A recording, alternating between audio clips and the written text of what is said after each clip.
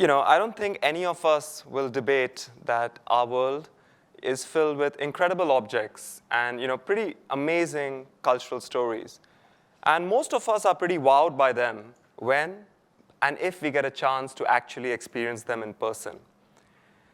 But what might you actually discover if you put all the world's museums, archives, art, and historical stories on a platform and made it accessible to anyone, anywhere? What can the connections be between these institutions, the objects they hold, and the stories they tell? And what happens when you apply technology to this task? That's what we've been trying to do at the Google Cultural Institute for a few years. My path is not very direct into this area. I have absolutely zero experience in arts or culture. I really don't know much about it.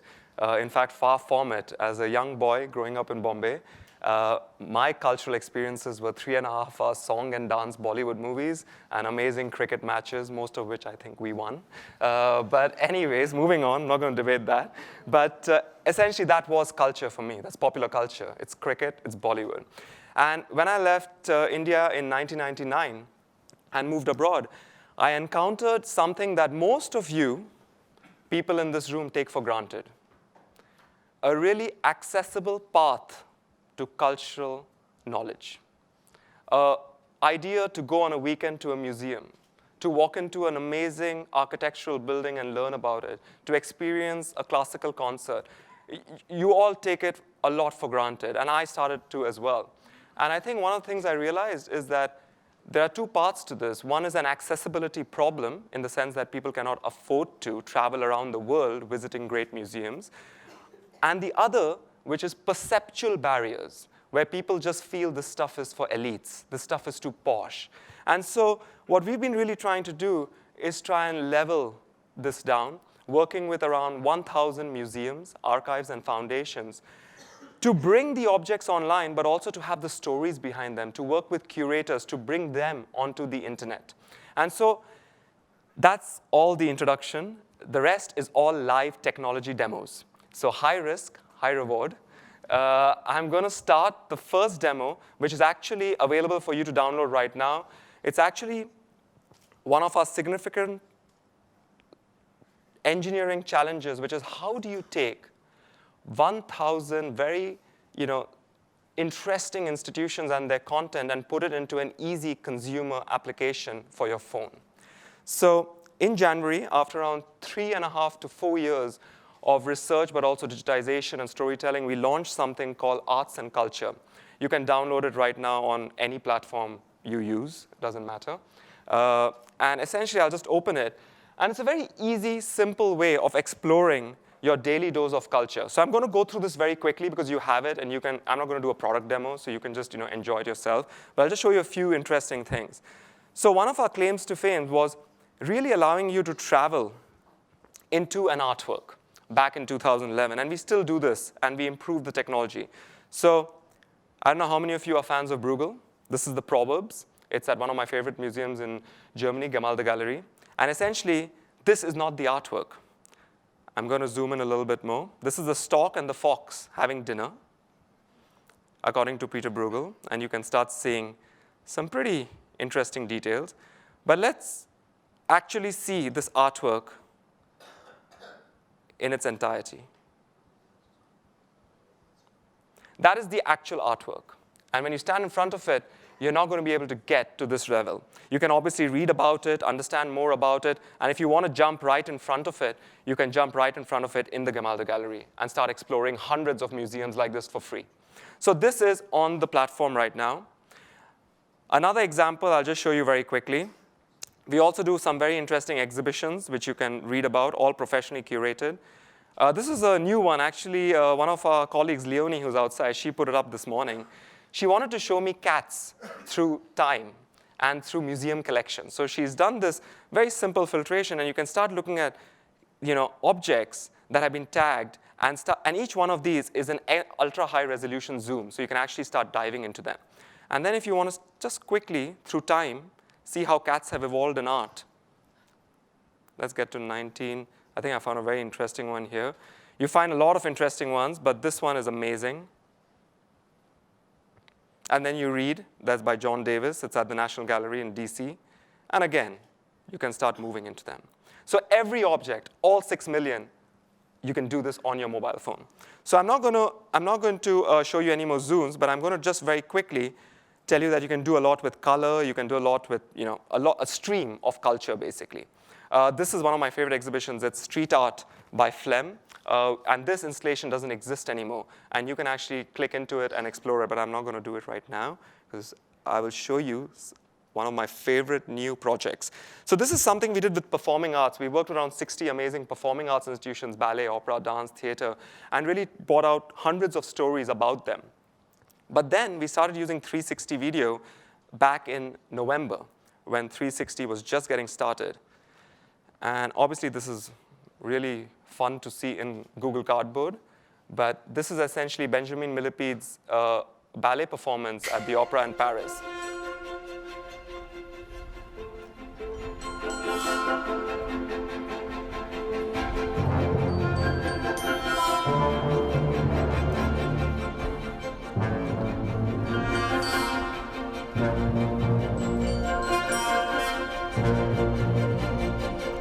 And this can go on. It's a 360 video, so as I was moving around, it was moving with me. So I highly recommend put it in the Google Cardboard and see it. You can even see, since Wagner seems to be theme of the day, you can also see Lohengren's Wagner, which has been digitized in this format. So I'm going to move on now from this demo and just tell you that art is one area, history is another one. And this is some of the Bletchley Park work we've been doing on telling the story of the code breakers. It's an amazing exhibition on Black history and culture, and the Apollo landings, and so on. And then, of course, we have Wonders of the World. We just recently launched some amazing stuff in Florence, in Kyoto, and so on and so forth. So there's a lot of content, so please explore it. But now to the fun, exciting, crazy part. So what I'm about to show and demonstrate now is not available, but all the content is. And it's a real privilege for me to introduce my colleague and close friend by now, Cyril Diane, who you see there. Cyril is actually an artist in residence at our offices in Paris, and he's the professor of interactive and media design at École University in Switzerland. So we invited Cyril 6 to 8 months ago and said, we are doing this app. It's quite nice, great, but let's tell another story using amazing new visualization and machine learning techniques. So we're going to start off. Please bear with me. I'm going to go quite fast through a number of different demos. So now would not be the time to start dozing off, because it'll move very quickly. The first 5 minutes you could have, but not now. So this is the figurine of Barakat Ram. Quick story. One of the oldest objects in our platform, actually one of the oldest objects in the world, 233,000 years old, residing at the Israel Museum in Jerusalem. So we looked at this one object, and we said, OK, what if man started creating art from here? What if this was the starting point? And what if we went out and tried to experience our own cultural Big Bang and tried to look at all the different objects that we are working with, all these amazing artifacts that we are working with from around the world that have no borders, that have no museum structures. These are in time and space, allowing you to explore, allowing you to dive through and see the connections between them.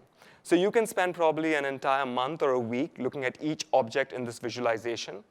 But the idea really with the visualization is to see how our planet could be looked at when you remove the concepts of borders, but just look at it from the lens of art and culture. You could also do some very interesting visualizations around time.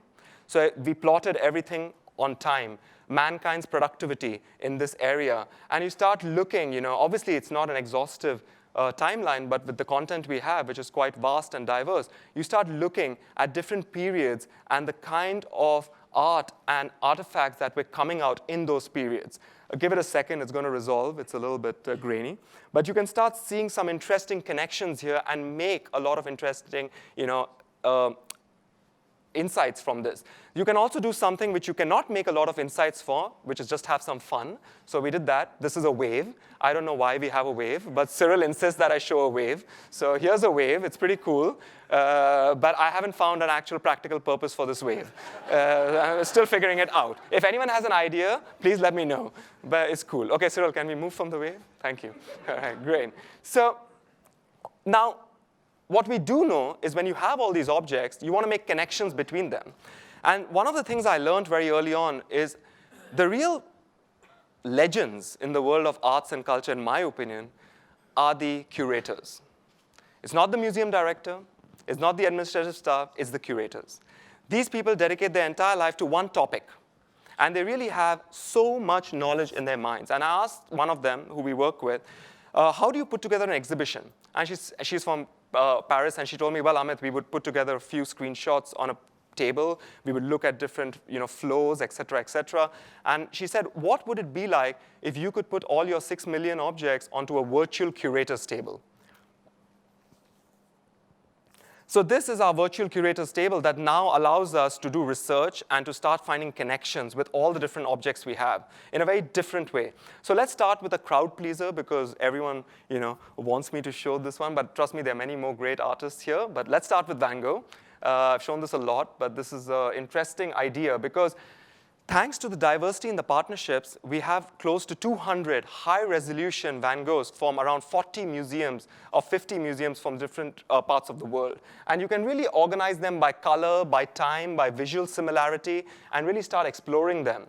You can also do some fun stuff, like, for example, if Cyril can find the bedroom. I don't know how many of you know about the bedroom story, but the bedroom is a painting that has 3 copies at 3 different locations, one in Amsterdam, one in Paris, and one in Chicago, at 3 very big museums. And for some reason, they all 3 gave it to us in extremely high resolution. And there we have the 3 bedrooms. And obviously, you can instantaneously zoom into it and get to the brushstroke level and start exploring and start comparing the different resolutions that we have. So I know when I did it on the mobile, it's not that impressive. But when you do it on a big screen like this with a big laptop, it's much more. So let's move out, Cyril. Sorry, I have to keep moving on because we have much more to show you. And by the way, that is when the connections start getting fun. This is a letter that was written by Van Gogh to Gauguin in 1888, describing the bedroom before he painted it. And no one knew, and no one had connected these objects together. This was lying in the Morgan Library in New York. And the minute it was put on the platform, the connections started getting made. And now we have a story around this in the mobile app, which you can read. So moving on from here very quickly, I think we are going to our next demonstration, which actually we have never shown before. This is a world premiere, so higher risk. Let's hope it works. So this is my current obsession, this building, St. Paul's Cathedral. Of course, I've been there many times as a tourist. I've enjoyed Mass there. It's a fantastic space, but I've never actually thought of it as a building. I've never actually thought of it as Christopher Wren's masterpiece, right? And so we've been working with them to present an interesting experiment on reimagining spaces. And this is a static floor plan of the St. Paul's Cathedral. By the way, before I go into, how many of you have actually visited the St. Paul's Cathedral? Good. So this is going to hopefully work. So let's just do some vital statistics, all right? So 1708 completed, around 111 meters tall, 65,000 tons. So, dealing with a pretty amazing work of architecture. And what we did is, obviously, thanks to the fact that I work at Google, I can rob technology like Street View and make it applicable for museums and monuments. So we worked with our Street View team to do the captures, which Cyril will get into instantly. And this is pretty standard. Most of you know Street View. You can explore it. You can do this on your mobile phone. It's all great. And it's really fun to explore this building. But then what we said is, what if you wanted to have your own private, immersive bubbles of the St. Paul's Cathedral? What would you create for each section of this building in these kind of like imaginary spaces that you can actually delve into one by one without actually having to go step by step by step to the entire building? So this is what we call bubble mode, because we haven't figured out a better word for it. But essentially, bubble mode allows you to take panoramas, put them together in these imaginary bubbles, and organize them by type of material use. So if you want to just see the bubbles that have marble, or if you just want to see the bubbles that are geolocated together, or have any other architectural similarity, using machine learning and other technologies, we're going to start trying to understand more about how you view these buildings. And obviously, this is very fresh, so we are learning how to use this. We don't know right now what the use case is. But what we do know is once you're in bubble mode and you've had a lot of fun with bubbles, you need to contextualize the bubbles, right? Otherwise, it's a bit useless. So for the first time ever, we are going to unveil to you today something called a point cloud. And we are going to map the bubbles in a living representation of the building. This is a graphical representation visualization of distance. And this is essentially very, very exciting if you like geometry.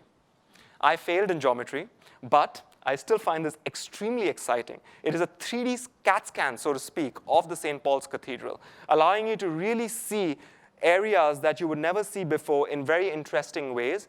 And obviously, from a restoration standpoint, if anything were to ever happen, this is priceless in terms of reconstruction. And this is just an example. But once you go deeper into it, there are a lot of insights that you can develop as you explore it.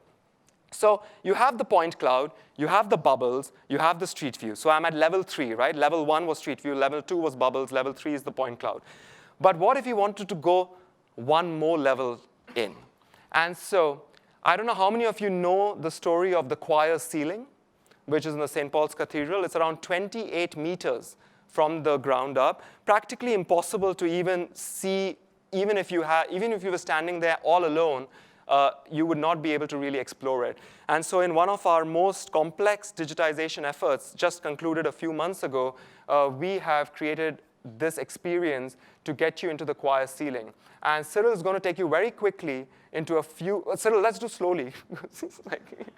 So this is the mosaics. These are 3 mosaics that were done by William Blake. And this is never been seen in this resolution ever before, because as you've been to the St. Paul's Cathedral, you know that it's not very accessible. And you can really get to even more detail. I don't know if Cyril wants to take you deeper. It's up to him. But you can start seeing patterns. You can start seeing a lot of interesting things. You can also go to the mosaic on the left-hand side and start noticing banner flags that we had never seen before in the frame. Really getting to even the patina on the finish. And one of the things that we didn't realize when we did this, but it got released, and it's come out in the Times, and the Daily Mail has written a huge article about it, is that within the ceiling, there seems to be a cheeky, and in Daily Mail's world, sacrilegious nod to Darwin's theory of evolution at that time. Because apparently, this depiction here gave a hint towards, the entire ceiling was about God's creation of beasts, fishes, and I think one other section. And people didn't really connect this with anything scientific at that time. But apparently it is, and if you want to Google it, you can. Just do St. Paul's Cathedral choir ceiling, and you'll be able to read more about this, thanks to this kind of collaboration with them. There's also an amazing exhibition available in the mobile app, which talks all about the ceiling by the curator of the St. Paul's Cathedral. Highly encourage you to explore it. So that's the cathedral. We're going to zoom out completely now. And we are going to come out of reimagining spaces and hope you can enjoy all these amazing spaces on the mobile app. Not like this, but pretty nice still. So Cyril, let's move now to the kind of, let's say, topic du jour. Everyone wants to talk about machine learning. So we had to also tip our hat into the machine learning bucket. We basically wanted to see what we can do to demonstrate how machine learning can also perhaps show some insights in the world of art and culture. So this is a map. This is actually a map created by the machine, which strips out all metadata, all contextual information about an object, and just purely based on visual similarity, tries to create a map and a cluster of objects based on their visual sense. So you have clusters of nature, you have clusters of horses, and it's, there's some very interesting insights as to why does the machine tag something X versus Y. And it's a lot of fun. You can spend a whole weekend on it. It'll resolve, bandwidth permitting. But the idea here then is take it to the next level and try and tag all of these. So we created this machine annotation tool for all these amazing artworks, which essentially matches all these artworks into actual words that we haven't provided it, but the machine has chosen them as a category. So we'll start with something pretty easy. Let's start with horses.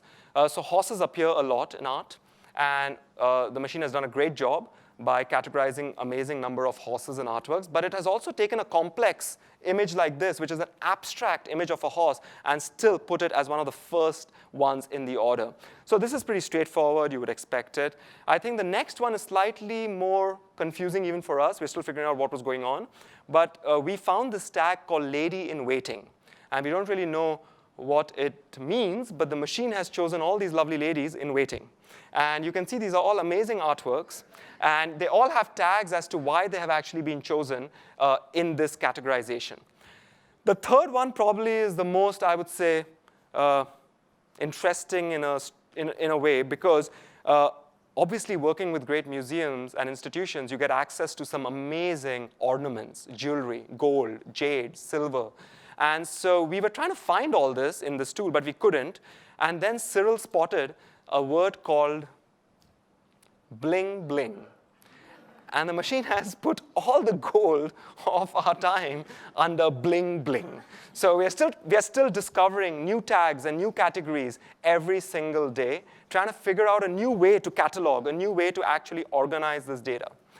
So we are going to very quickly show you portraits, because that led us to the next idea, the last experiment, in case you're getting bored. Portraits is, pretty obvious that most museums have them, and luckily we have a large number of them in our collection in high resolution. And the experiment I'm about to show you is actually for the first time installed outside, so please go play with it. Leonie and Elizabeth are waiting for you to guide you through it. But now we will see Cyril's lovely face projected.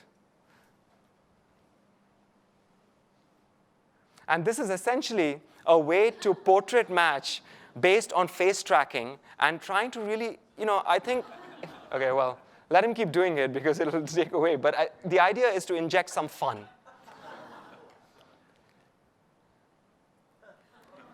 And when he gets lucky, he also gets a lovely baby. But we can't program it. So this is totally based on your face tracking and the lighting. But please do go outside, see what your face tracks, and do enjoy it. Yeah, well, now he's merged his face into the actual portrait matching. So I think maybe you want to pause that one? All right. So now I think we are going to, it's not over. OK, well, all right. We are ending with a slightly more casual note. And again, a world premiere for us, because we demoed this technology a couple of months ago at a few conferences, and it's been going well. But people always asked us, OK, this is great. It's doing face tracking. But can you start using machine learning? And we're using very advanced neural network algorithm here at Google to start doing also actual attribute matching and seeing what artworks would come from the system when you put certain photos. So this is just a couple of slides. But this is, of course, President Obama, the science guy, and Neil deGrasse Tyson, whose name I always forget. But essentially, let's see what the machine gives back for them. And you can see it's really, really good for Obama, because you get Shepard Fairey's excellent poster. You get a collage over there for Neil deGrasse Tyson. And you get a portrait of Whistler for the science guy, based on facial similarity matching. And so we said, OK, this is great. And what if we have another example? How many of you know the show? We're not going to show it to you, but I'm just curious. How many of you know this show called the Silicon Valley? OK, well, for those of you who meet Cyril outside and catch him, ask him to show you what comes up for the 5 main actors of Silicon Valley. It's absolutely stunning. But we're not going to show that to you here today, because we thought most people won't know what Silicon Valley is. So we're going to show my favorite show of all time, Monty Python, Holy Grail. And so we have one of my favorite pictures. I've always worshipped this photo, and for many reasons. And I wanted to see what would come out. So this was just last night. We were sitting in our room doing this. And here is what we ended up getting for the Monty Python Holy Grail collection. And I must say, some really interesting face matching, especially the one with Mrs. James Smith and grandson. So we've been doing this for a lot of different ideas. You can see, there's a level 2 to this, which is more technical, which I won't bore you with, but there's a lot of possibility on how you can create greater engagement within museums, with children. So the idea of all these experiments is not just to have fun. We're not just a bunch of engineers having fun. We're trying, well, we are, but we're trying to also create new ways to experience arts and culture, to break down these barriers, and really allow anybody to feel comfortable enjoying art and culture. So we're going to end with a selfie of Cyril, me, and Gael, the 3 guys who've been working on this demo. That's us in our room last night, coding away. And let's see what we got. Essentially, 3 very crazy-looking things. Apparently, I'm a guy in an operation by Christian Skarsgård. So that's it for us. Thank you so much. Please download the app and encourage everyone to experience arts and culture. Thank you.